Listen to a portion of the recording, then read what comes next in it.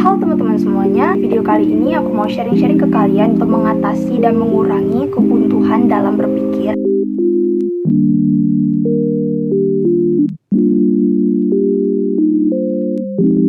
Halo teman-teman semuanya, di kesempatan video kali ini aku mau sharing-sharing ke kalian dan berbagi sedikit tips dari aku berdasarkan pengalaman aku. Gimana sih caranya supaya kita bisa mengurangi kebuntuan dalam berpikir? Oke, kita sering banget nggak sih ngadapin atau ngalamin ke hal ini, yaitu kebuntuan dalam berpikir. Dalam artian, ketika kita mendapatkan informasi baru dan kita disuruh untuk mengembangkan informasi tersebut, kita mengalami kesulitan, kayak kita buntu dalam berpikir. Karena mungkin informasi yang kita dapatkan itu nggak relatable sama kita, sehingga otak kita itu nggak bisa mengembangkan hal tersebut karena kita nggak punya experience atau pengalaman mengenai informasi tersebut. Dan ketika kita ingin menyampaikan hal tersebut, kita nge-stuck, nge-freeze, dan nggak tahu kita mau ngomong apa, dan akhirnya kita berhenti. Kebuntuan berpikir ini, ketika kamu biarkan saja, ini makin lama akan membuat kamu gak percaya diri akan diri kamu sendiri. Bayangin, ketika kamu mengalami kebutuhan berpikir, dan kamu udah punya low mindset, kamu mempunyai pemikiran yang buruk tentang dirimu sendiri. Ketika kamu tidak bisa mengembangkan argumentasi tersebut, kamu merasa, ya aku nggak bisa, gimana ya, apa yang harus aku sampaikan di sini, gitu. Ini tentang apa sih? Ketika dosen nanya tuh, atau ketika guru atau temen nanya saat kamu presentasi, kamu nggak bisa ngejawab itu karena, dan itu kamu udah punya low mindset, kamu punya pengetahuan yang kurang mengenai hal tersebut, membuat kamu tidak percaya diri dengan diri kamu sendiri. Akhirnya kamu memilih untuk kamu berhenti.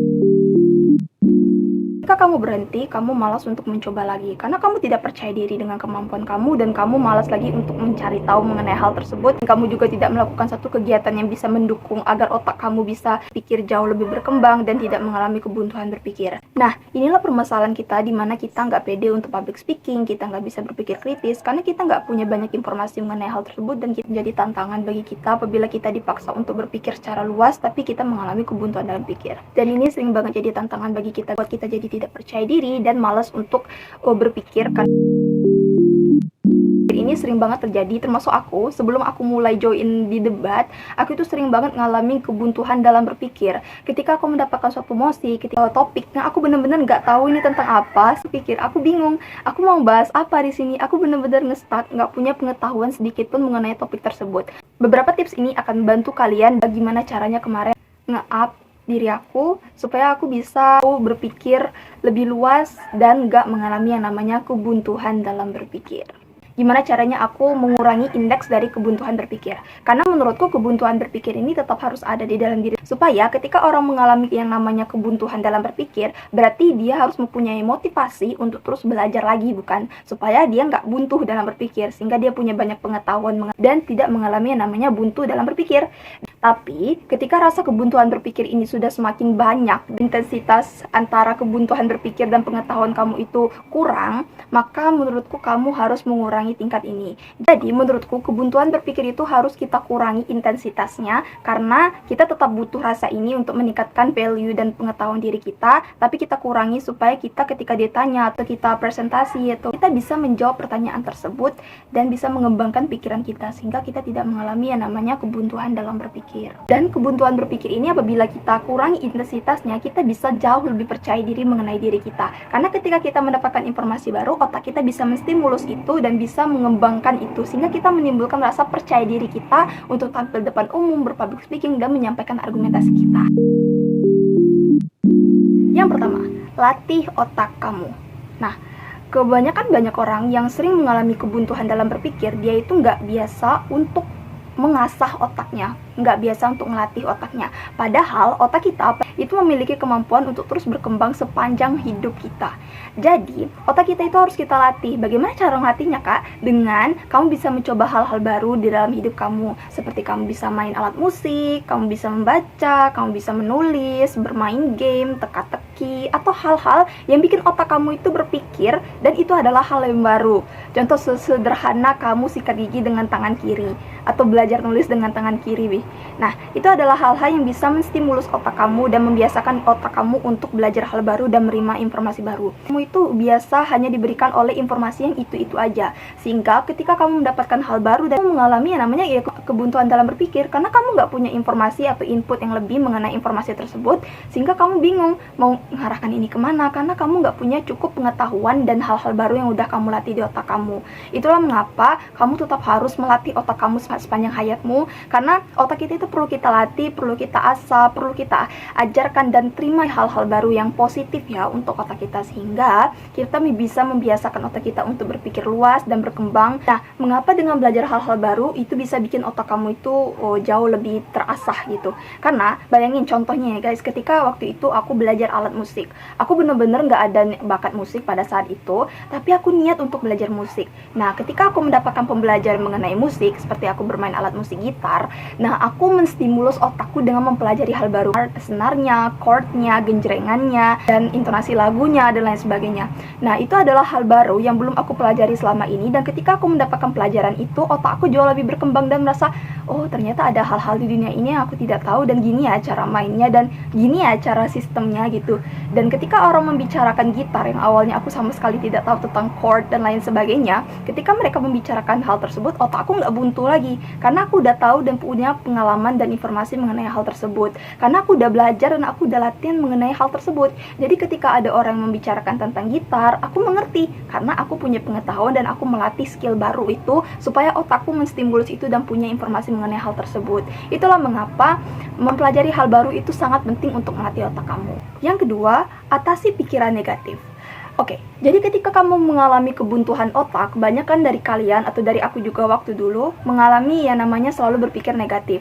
Ketika kita mendapatkan informasi tentang hal baru dan kita disuruh mengembangkan itu tapi kita tidak mampu, aku sering biasanya berpikir waktu dulu itu adalah hal-hal negatif, kayak aku bener-bener gak punya informasi mengenai hal ini, aku harus nyampain apa dan lain sebagainya. Dan itu membuat kamu hanya berfokus pada titik negatif dari dirimu saja. Oke, mari kita akui jika kamu tidak mempunyai informasi mengenai hal tersebut, tapi coba gunakan, asah dan latih kemampuan berpikir otak kamu supaya kamu bisa mengembangkan hal tersebut ke aspek lain. Orang-orang biasanya hanya membahas mengenai topik hukum misalnya, atau mereka akan membawa argumentasi mengenai isu lingkungan, kamu bisa membawa mengenai isu lain. Nah, disinilah ketika kamu belajar untuk mengurangi pikiran negatif kamu harus lebih positif akan diri kamu. Oke, aku memang nggak tahu mengenai topik ini, tapi mari kita coba untuk mengasah otak kita. Ini sama saja seperti bermain teka-teki. Ketika kamu ingin menyampaikan argumentasi kamu dan kamu harus mencari titik mana yang bisa kamu ambil supaya argumentasi kamu itu tersampaikan dan masih masuk dengan apa yang juri inginkan gitu. Begitulah ketika kamu hanya fokus pada sisi negatif kamu, ketika kamu hanya mengetahui kamu nggak tahu, dan akhirnya kamu mengalami kepercayaan diri yang turun dan kamu merasa nggak pede untuk menyampaikannya. Itulah mengapa kamu harus mengatasi pemikiran negatif mengenai diri kamu ketika kamu mengalami kebuntuan berpikir. 3, yaitu tulis perasaan kamu. Nah, ini sering banget jadi kebiasaan aku, dan aku pengen teman-teman untuk bisa menuliskan perasaannya ke dalam apapun, bisa kertas, buku, journaling gitu, atau kalian bisa di notes HP, pokoknya apapun yang bisa menuliskan isi pikiran kalian. Mengapa ini bisa mengurangi tingkat kebuntuan dalam berpikir? Karena dengan kita memahami perasaan kita, dengan kita mencerna perasaan kita akan menuliskan apa yang kita rasakan dan apa yang kita bingungkan, bukan? Contohnya ketika aku merasakan hal tersebut,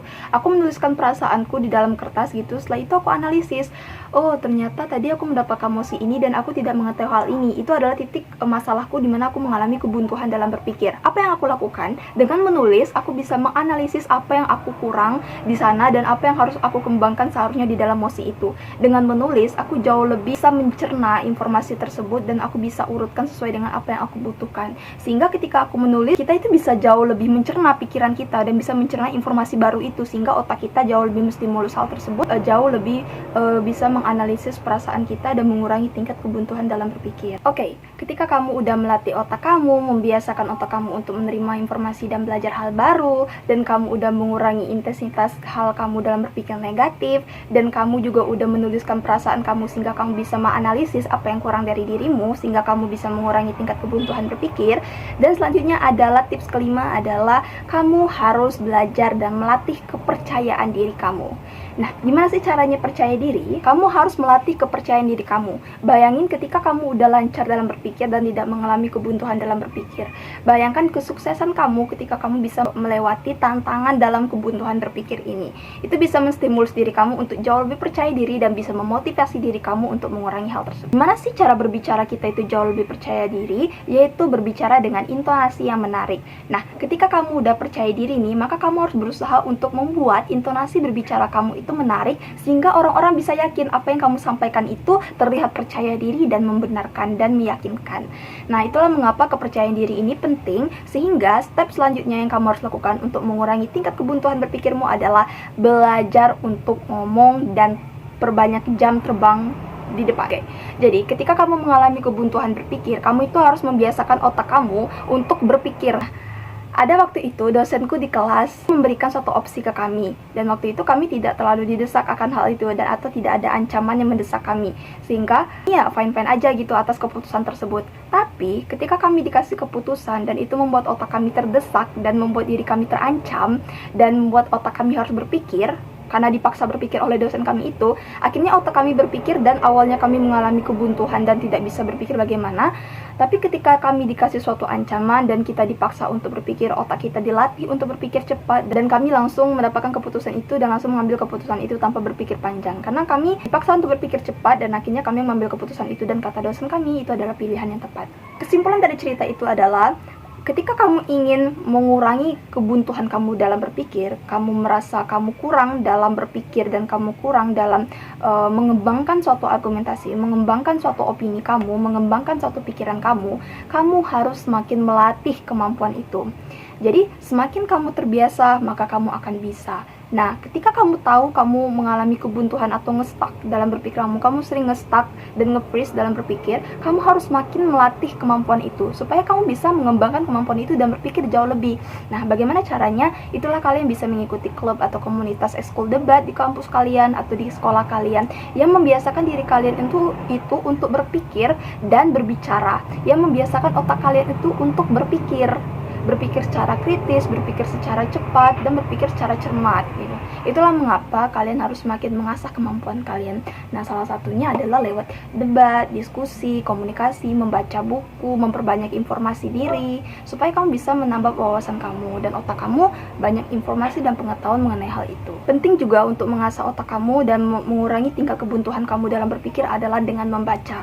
Aku nggak bilang membaca itu harus dari buku, tapi aku sering juga membaca informasi dan hal-hal baru, memberikan informasi kepada otakku mengenai hal baru. Itu bisa lewat internet, Google gitu atau lain sebagainya yang punya platform-platform yang bisa kamu baca, dan bacaan itu bisa menambah informasi bagi otakmu. Nah, sehingga ketika kamu mempunyai banyak informasi dalam dirimu, ketika kamu punya banyak informasi mengenai informasi yang ada saat ini, kamu nggak akan lagi yang namanya mengalami yang namanya kebuntuan dalam berpikir, sehingga kamu bisa jauh lebih fleksibel dalam berpikir dan punyai banyak informasi dan pengetahuan mengenai hal tersebut, sehingga nggak ada lagi tuh yang namanya kebuntuan dalam berpikir atau kamu stuck dan nggak tahu mau ngomong apa, karena kamu udah cukup banyak informasi mengenai hal tersebut, atau kamu pernah nonton, atau kamu pernah baca, atau kamu pernah lihat, atau kamu pernah rasakan berdasarkan dari pengalaman, experience yang kamu baca, yang kamu tonton. Itu adalah hal-hal yang bisa menstimulus otak kamu supaya otak kamu jauh lebih berpikir luas, berkembang, dan tidak mengalami yang namanya kebuntuan dalam berpikir. Oke guys, itu dia tips dari aku gimana caranya kita mengurangi tingkat kebuntuan dalam berpikir. Semoga video ini bermanfaat, dan bagi kalian yang tertarik mengenai topik hal tersebut, kalian bisa subscribe channel.